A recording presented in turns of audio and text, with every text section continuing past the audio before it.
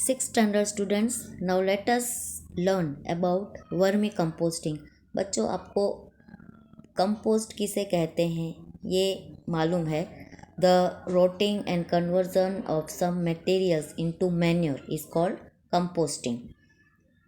ये जो मटेरियल्स है वो सॉइल में कन्वर्ट हो जाते हैं या मैन्योर में कन्वर्ट हो जाते हैं, उसको हम कंपोस्ट कहते हैं या वो प्रोसेस को कंपोस्टिंग कहते हैं। अब वर्मी कंपोस्टिंग किसे कहते हैं?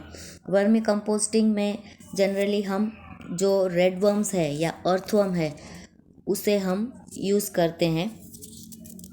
तो earthworm are called the friends of farmer. Why? Because they feed on soil, और यही सॉइल वो waste product as a waste product वो अपने शरीर में से निकालते हैं, और ये जो सॉइल होता है वो बहुत फर्टाइल होता है। So now how to prepare a vermi compost.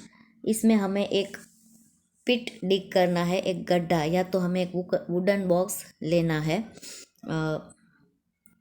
And we have to spread a net और chicken mesh at the bottom of the pit. ये पिट या बॉक्स के नीचे हमें चिकन का मैश लेना है और 1 या 2 सेंटीमीटर लेयर का सैंड उस पर स्प्रेड करना है। इसके बाद हमें vegetable waste including peels of fruits etcetera we have to spread it on this layer. We can also use green leaves, pieces of dry stalks of plant, husks or pieces of newspaper, cardboard, etc. on this layer. Shining coated paper या plastic का paper हमें नहीं use करना है।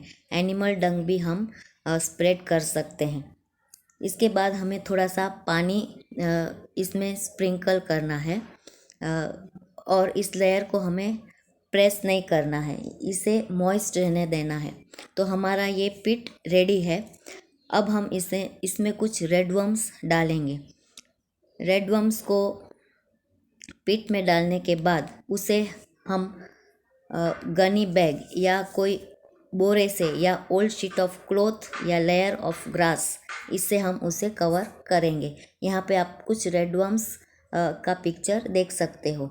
अब ये red worms को खाना चाहिए, तो हम इसे वेजिटेबल या फ्रूट वेस्ट, कॉफ़ी या टी रिमेन्स या वीड्स गार्डन में से हम इसे दे सकते हैं।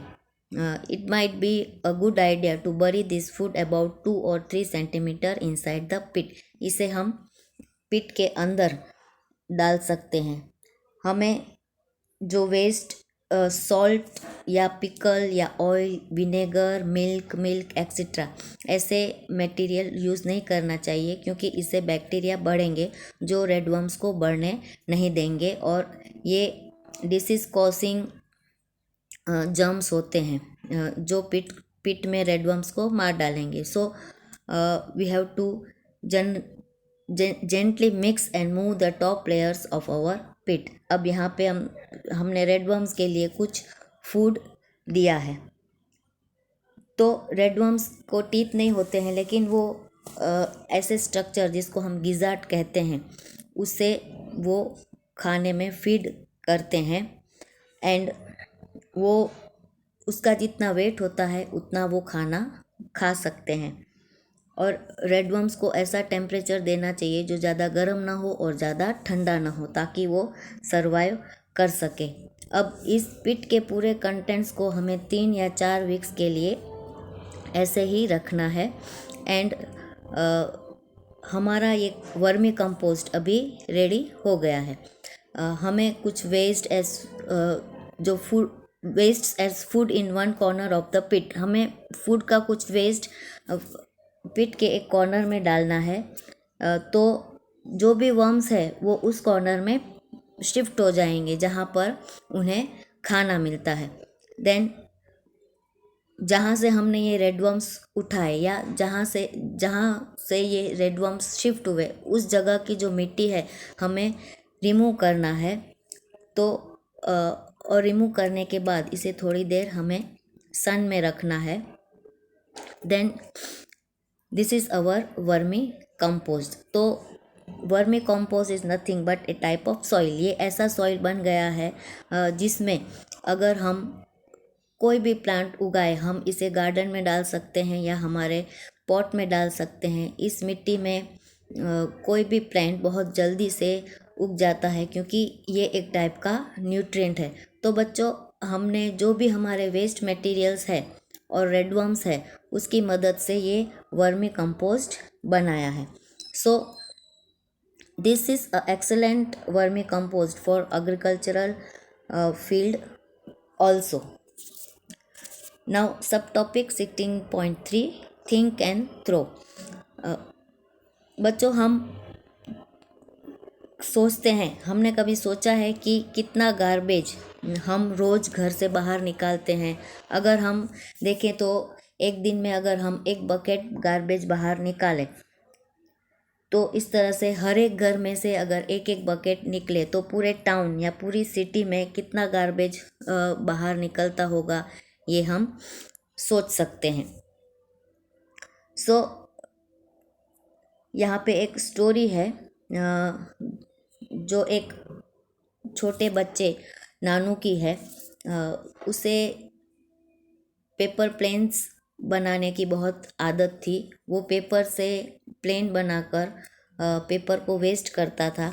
लेकिन वो जब उसके कज़िन के पास सिटी में गया तब उसने ये जाना कि वहाँ पर उसकी आंटी और उसका जो कज़िन है वो ऐसी सब मटेरियल्स जैसे पॉलीथीन है या पेपर है, ऐसी चीज़ों का बहुत अच्छा इस्तेमाल करता है।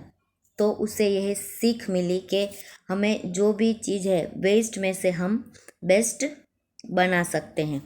तो घर पे वापस आने के बाद नानू ने यही सीखा अपने कज़िन से कि किस तरह से पुराने कपड़े या फिर पुराने पेपर्स, कार्डबोर्ड्स, प्लास्टिक्स एक्सेट्रा का हम बहुत कुछ अच्छा इस्तेमाल कर सकते हैं।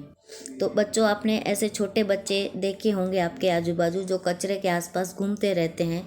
तो ऐसे बच्चे ये सभी मटेरियल्स जो कचरे में से हैं वो इकट्ठा करके वो बेचते हैं। अगर हम उनको पूछे तो वो स्कूल भी नहीं जाते हैं क्योंकि उनको स्कूल जाने का मौका ही नहीं मिलता क्योंकि वो गरीब बच्चे हैं। तो एक्चुअली हम उसे हेल्प कर सकते हैं उन्हें पूछकर कि वो किस तरह से पढ़ना चाहते हैं या हम उसे थोड़ा बहुत पढ़ा भी सकते हैं। सो चिल्ड्रेन, हमारे घर में जितना भी पेपर, नोटबुक या मैगज़ीन्स वगैरह है तो इसे हम गार्बेज डीलर को देते हैं। ये गार्बेज डीलर इकट्ठा करके उसे शॉप में बेच देते हैं रिसाइकलिंग के लिए।